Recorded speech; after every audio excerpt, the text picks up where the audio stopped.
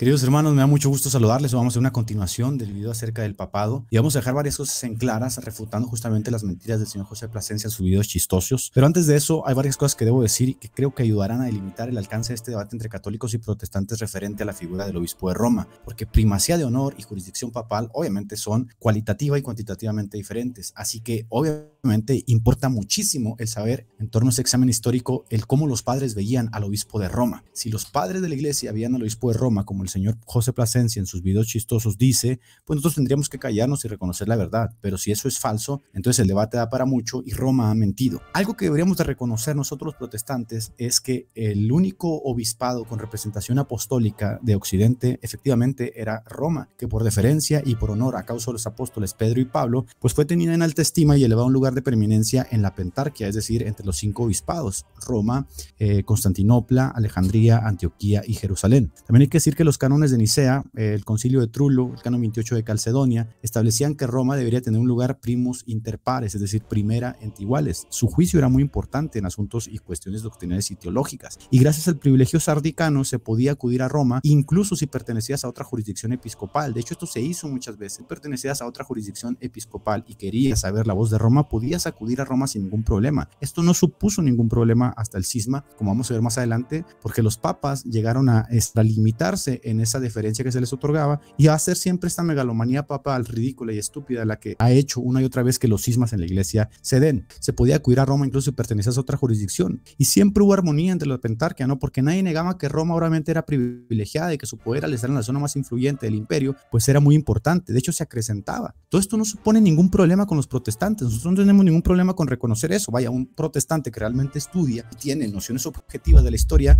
va a reconocer esto sin ningún problema. El diálogo ecuménico va justamente de reconocer estas cuestiones que son evidentes de forma objetiva y reconocer las que no son evidentes. Yo le preguntaría, por ejemplo, al señor Plasencia si él reconoce lo que dicen los dicasterios para la promoción de la unidad de los cristianos, de que Martín Lutero fue un gran reformador y que fue testigo del evangelio. Estoy seguro que le va a dar punzadas reconocerlo, porque es reticente justamente hacia su iglesia y le cuesta mucho trabajo ir en contra, es contraintuitivo, ¿no? Ir en contra de una narrativa, de una retórica que él ha manejado en sus videos, ¿no? Bueno, al haber dicho eso, también debemos decir que, aunque no supone un problema, hay cosas que sí nos suponen un problema, y lo que nos supone un problema a los protestantes y a las demás iglesias cristianas y de sucesión apostólica, griegas, orientales y donde quiera que estén, pues es la megalomanía de los papas, quienes valiéndose justamente de esa deferencia, de honor que se les otorgaba, se extralimitaron en sus juicios y empezaron a utilizar el texto de Mateo 16 de una forma corrupta, queriendo justificar su jurisdicción sobre todo el orbe, ya no sobre las iglesias solamente, sino sobre todo el orbe, sobre reyes, sobre príncipes, sobre seres humanos, sobre animales, y poco les faltó para reclamarlo sobre Dios mismo, ¿no? Como la bula Unam Sanctam de Bonifacio VIII, donde dice que si quieres ser salvo tienes que estar sujeto al Papa de Roma. Sabemos esto gracias al caso de Cipriano y Esteban. En algún momento de la historia, la sede cartaginense del norte de África, con Cipriano, el obispo Cipriano a la cabeza, pues fue de tanta influencia en el mundo que superaba con creces al obispo de Roma. Tanto fue así que los candidatos al obispado de Roma, que eran Novaciano y Cornelio, buscaron justamente legitimarse con Cipriano y que buscaron su apoyo porque la sede cartaginense del norte de África era demasiada influencia. Una vez que Cipriano, en el norte de África, Cipriano de Cartago, da su visto bueno a Cornelio, hay una relación armoniosa entre el obispo de Roma, Cornelio, y Cipriano. Pero una vez que el Cornelio es sucedido por Esteban, hay un golpeteo entre Cipriano y Esteban que casi lleva a un cisma a la iglesia. ¿Y por qué ese golpeteo? Básicamente otra vez porque Esteban quería que todo mundo estuviese sujeto a él, porque según él era el sucesor de Pedro. De hecho, las iglesias no tenían problema en reconocer que el obispo de Roma era el sucesor de Pedro. Todavía después del cisma de Oriente, las iglesias orientales seguían diciendo que el obispo de Roma era el sucesor de Pedro y se referían a él como el corifeo de los apóstoles. El problema no es ese, el problema es la extralimitación que el obispo de Roma en su megalomanía estúpida ha tenido hacia las demás iglesias. Y Esteban, que rompió con la armonía de la sede cartaginense de Cipriano, pues empezó a decir que todos deberían estar sujetos a él y excomulgó a Cipriano, una locura. Por eso tenemos esta famosa frase de Cipriano mártir que dice: porque ninguno de nosotros se erige, ojo, en obispo de obispos. Por lo menos hasta este siglo no existe la figura de obispo de obispos que Roma quería arrogarse y que se arroga hoy de forma estúpida, ¿no? Y dice: ni con terror tiránico obliga a su colega a la necesidad de obediencia, puesto que cada obispo, según la concesión de libertad y poder, tiene su propio derecho de juicio y no puede ser juzgado por otro más de lo que él mismo puede juzgar a otro. Pero esperemos todos el juicio de nuestro Señor Jesucristo, que es el único que tiene el poder poder tanto de preferirnos en el gobierno de su iglesia como de juzgarnos en nuestra conducta de ella. Así que si se fijan, cada vez que la iglesia ha estado a punto de un cisma o se ha dividido, ha sido en una y otra ocasión por causa del obispo de Roma, quien una y otra vez en su estúpida megalomanía requiere que todo mundo le esté sometido, y a partir del siglo IV y el siglo V la exégesis del capítulo de Mateo 16 va a ser utilizada cada vez más como un caballito de batalla en un tono político y de justificación papal para arrogarse justamente este derecho de querer gobernar sobre todas las demás iglesias. Por ello, propagandistas como el señor Plasencia, como el señor Ravasi, como el señor Hugo de Osana Ecclesis, o no sé cómo se llame, pues utilizan de forma particular algunos textos de los padres de la iglesia para intentar justificar justamente esta visión propapal. De hecho, en un video anterior que puedes ver aquí, yo refuté al video chistoso del señor Plasencia, donde recorta, mutila, utiliza de forma tramposa textos de los padres de la iglesia para tratar de hacer validar su postura propapal. Lo que ellos no te dicen, porque no están actualizados en el debate académico moderno, como vamos a ver aquí, es que Roma utiliza un enfoque particular para hablar de Pedro, pero de los 4 enfoques que existen en la exégesis. Entonces lo que Roma hace es que niega los enfoques patrísticos que no le favorecen o los interpreta de una forma diferente. Ya lo veremos, pero antes me gustaría decir que cuando escuches a un propagandista católico citar a los padres de la iglesia, no te asustes, ¿no?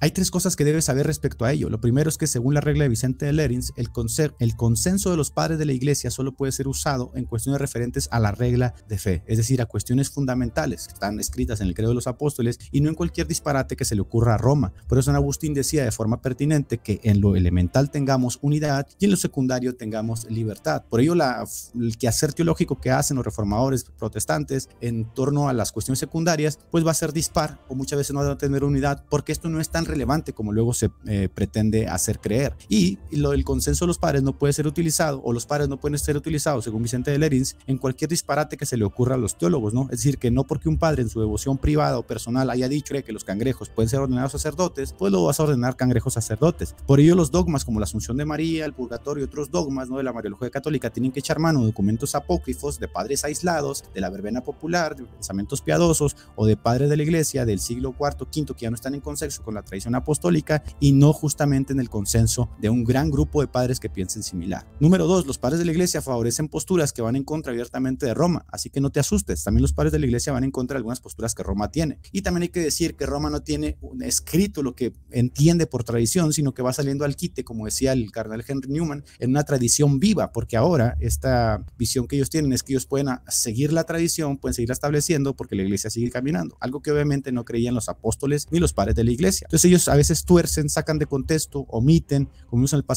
el video pasado del señor Plasencia, pasajes de los padres de la iglesia justamente para establecer doctrina. Pero pregúntale a un católico por qué ellos cuando van a misa no participan de la copa y te van a dar una sarta de razones, una sarta de lucubraciones que son contrarias a lo que los padres creían, pero es que así hace que hacer teológico Roma. Pues no hay nada que decir porque nosotros no somos romanos y la realidad es que no nos interesa, ¿no? Y la tercera es que los reformadores magisteriales no eran ningunos ignorantes en cuanto a la patrística. Juan Calvino, por ejemplo, en sus institutos a la religión cristiana cita no menos de 37 padres de la iglesia y también hace alusiones, por ejemplo, a teólogos escolásticos, a papas, a concilios y a cientos de referencias de los padres de la iglesia en sus posturas. Así que no estamos hablando de que Roma tiene obviamente este poder de interpretar correctamente a los padres y que los conoce y nosotros no. Lo que pasa es que los propagandistas católicos están acostumbrados a debatir con puro neófito, ¿no? Neopentecostal, que nace justamente en las periferias de la ignorancia de los padres de la iglesia. Entonces lo que hacen estos propagandistas una y otra vez es una selección de textos particulares con alusiones patrísticas al tema que quieren imponer, en este caso a Pedro, por ejemplo, la visión propapal,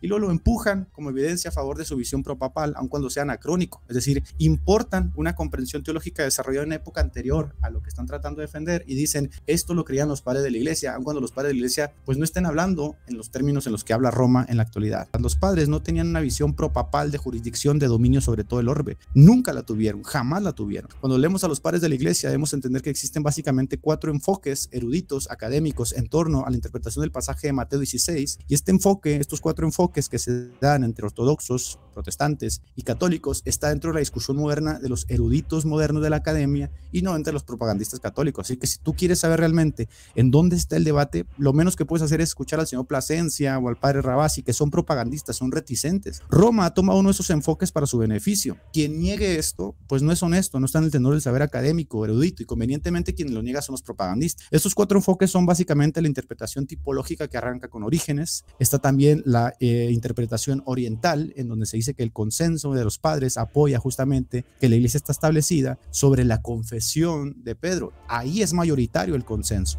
Hay una lista de padres que apoyan esto. Después tenemos al enfoque romano, en donde se alude que Pedro es la roca como tal, y después tenemos el consenso cristológico, en donde se dice que Cristo es la roca y que legendariamente los protestantes y los evangélicos han asumido como su enfoque.